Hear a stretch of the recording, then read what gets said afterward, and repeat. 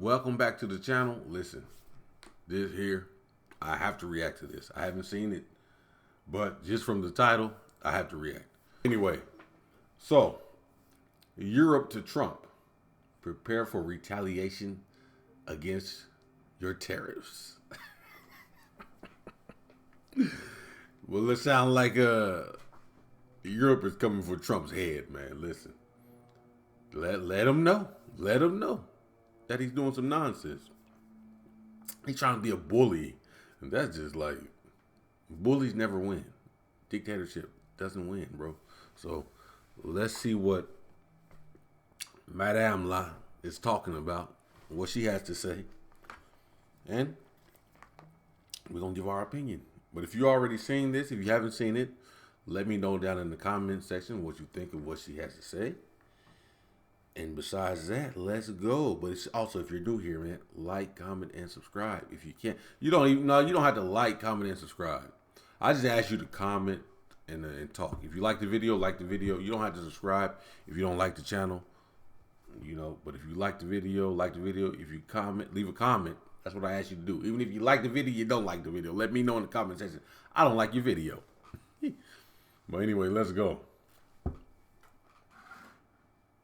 Today, I would like to focus on the threats to global prosperity and stability, thus our competitiveness, and the rise of protectionism. And as our domestic agenda cannot be seen separately from global developments around us, let me start with the US tariffs. When the dream of a united Europe began, it started with a very simple idea. Let's create one single market. Let's break barriers, take tariffs down. That is what made us strong. Because our companies grew, and so did the ties that bind us together. And then in the same spirit, we worked with partners across the world, including the United States. We built strong connections that we believed were unbreakable. And trade brought more than prosperity. It brought the idea of a shared way of life. And with commerce, our partnership has also grown. Countless are the friendships across the Atlantic. And because of this collective experience of the last, almost 75 years, so many Europeans feel utterly disheartened by the announcement from the United States. Let me be clear, Europe did not start this confrontation. We think it is wrong. But my message to you today is that we have everything we need to protect our people and our prosperity. We have the largest single market in the world. We have the strength to negotiate. We have the power to push back. And the people of Europe should know that together we will always promote and defend our interests and our values, and together we will always stand up for our Europe. That's right. That's what you better do. Don't lay down and just take it. I'm not trying to be funny, but but no, for real. Don't just lay down and take it and let Trump try to do what he wants to do and run over Europe or run over Canada or run over these countries and just like he think he can. It's not possible, man. All that nonsense has to end. It has to stop.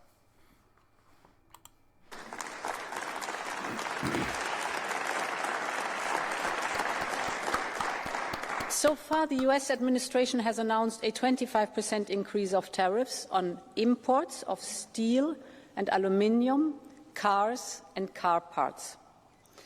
The next sectors facing tariffs will be semiconductors, pharmaceuticals and timber. And tomorrow we expect another announcement with so-called reciprocal tariffs that will immediately apply to almost all goods and many countries in the world. Pharmaceuticals? Man, they really about to put tariffs on medicine that can potentially help save people? You're gonna charge? I know that the pharmaceutical company, like the pharmaceutical business, is a big business, and I don't like the way it's run, it functions, because certain medicines can save people's life, but they want to charge you an arm and a leg, and most people can't pay for these type of medicines. It's crazy. It's crazy. Of course, there are severe issues in the world of trade, without any question. Overcapacities, we know about the imbalances, we see unfair subsidies, denial of market access, or the IP theft. And I hear Americans when they say some others have taken advantage of the rules. I agree. We also suffer from it. So let's work on it. But tariffs across the board make things worse, not better. Tariffs are taxes that will be paid by the people. Tariffs are taxes for the Americans on their groceries and their medication. Tariffs will just fuel inflation, exactly the opposite of what we wanted to achieve. American factories will pay more for components that are produced in Europe. This will cost jobs. It will create a bureaucratic monster of new customs procedures. And today, nobody needs that, neither in the United States nor in Europe. So, our strategy builds on 3 pillars. First, we are open to negotiations. We will approach these negotiations from a position of strength. Europe holds a lot of cards, from trade to technology to the size of our market. But this strength is also built on our readiness to take firm countermeasures if necessary. Yeah. All instruments are on the table. Second, we will keep diversifying our trade with other partners. You mentioned it, Antonio. Our hallmark is not only that we are the biggest market in the world, but that we are reliable and predictable. We honor our commitments. And that is exactly what our partners are looking for today. And my third point, we will double down on our single market. The single market is the cornerstone of European integration and values. It's our powerful catalyst for growth, for prosperity, for solidarity. But we have to tear down remaining barriers to have a single market to go big, because scale matters, and a single market to go fast and to go far. Now to the first point. Our immediate response to tariffs is unity and determination. I have already been in contact with our heads of state and government on the next steps. We have this parliamentary debate now here today, and we will assess tomorrow the announcements very carefully to calibrate our response. Our objective is a negotiated solution. But of course, if need be, we will protect our interests, our people and our companies. And I want to be very clear on the aim of our response. We think that this confrontation is in no one's interest. The flow of goods and services between us, the United States and Europe, is nearly balanced. Of course, we are willing to work on the trade balance of goods as well as on the trade balance of services. This is the largest and most prosperous trade relation worldwide. We would all be better off if we could find a constructive solution. At the same time, it also has to be clear. Europe has not started this confrontation. We do not necessarily want to retaliate, but if it is necessary, we have a strong plan to retaliate, and we will use it. Yeah. Key points. She talked about Europe being united, and they're going to come to this thing with unity, the European Union. That's what it's all about, uniting the countries of Europe. But she's letting America know, listen, we're trying to come to a peaceful solution. If not, we will retaliate, and it won't be so peaceful. And she said they have the power to do so. And I agree. You have to stand up to the bully in his face just like that. It's simple and plain. And the problem for me is that America's whole heritage and everything is based off of greed. Why are we starting these wars? Why we're doing this and doing that? It's greed at the end of the day. Trying to get the most money for America. You know, not really caring about how Trump is talking. He doesn't care about the allies. He's trying to tax our allies. The second element of our strategy is diversification. Trade goes to where the business case is. We will open doors towards fast-growing markets across the world. Europe already has trade agreements in place with 76 countries, and we are now growing this network. We just concluded trade deals with Mercosur, Mexico, and Switzerland. We launched the first ever clean trade and investment partnership with South Africa. We aim to conclude a trade agreement with India by the end of this year. We are in intense negotiations with Indonesia and Thailand.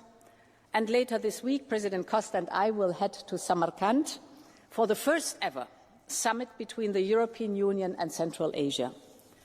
Europe has always been a trading continent. So let's connect with the beating hearts of the global economy. Our message is clear. Europe is reliable, Europe is predictable, and Europe is open for business. And the third point, honourable members, open for is business. Unchain the single market. There are too many obstacles that tie down our businesses, and we have to do our homework. Mario Draghi is right when he says high internal barriers are far more damaging for growth than any tariff. End of quote. The single market, as I said, was born to tear down barriers between the countries, to erase customs and duties, and to make business inside the European Union as easy as possible. So we must go back to that idea and fulfill it. It must be easier for SMEs to sell the same product in all member states instead of relabeling it 27 times to comply with national laws. It must be easier for professionals to work across borders instead of getting stuck with different national bureaucracies. It must be easier for tech companies to launch a new service all across Europe instead of dealing with 27 different procedures. I know, honourable members, that the European Parliament has always worked hard to complete the single market. Now we have the generational opportunity to get it done. We have a strong consensus on the Draghi and Letta report among all of us.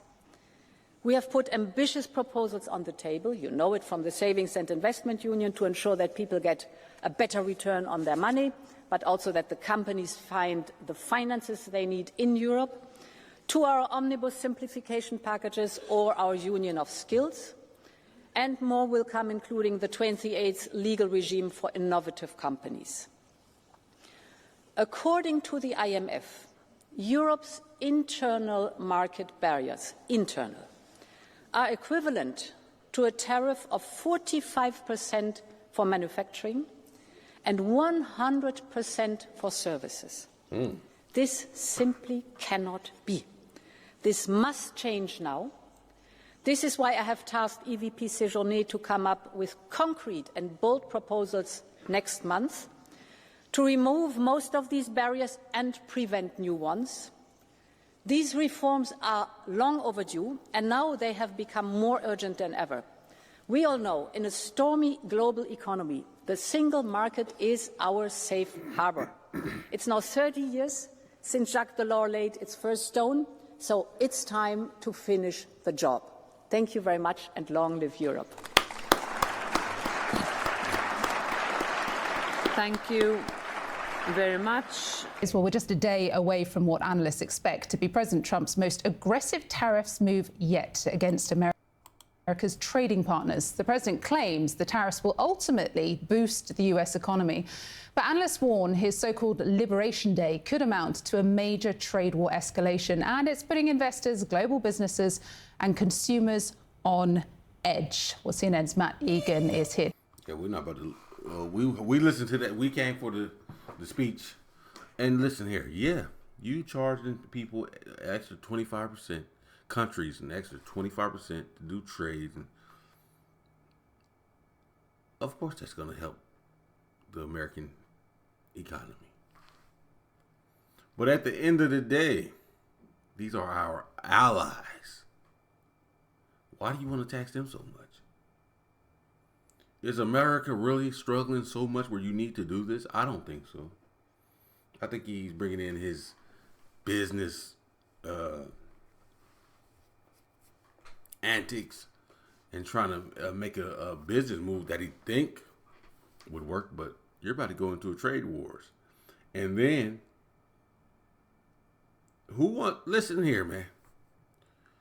How many times has Donald Trump filed for bankruptcy? I'm going to just leave it at that.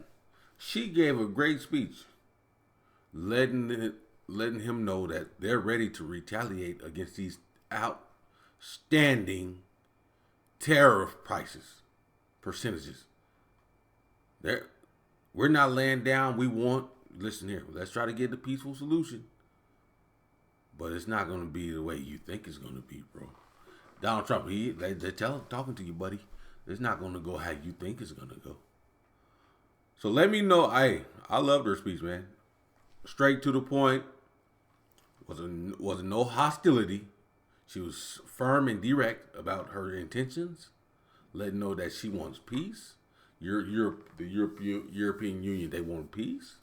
But if it has to go there, it's going to go there. I'm perfectly fine with that.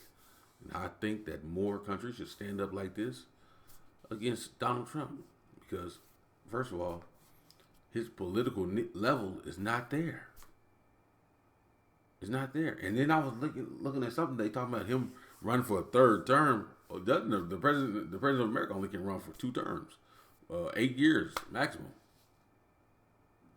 So he's about to do all this nonsense in his last term. And you know what? He knows he's leaving after he can't get back in. I don't know why they've been talking about this. Like, what happened? Did a new law came up where he can get 3 terms now? What's going on?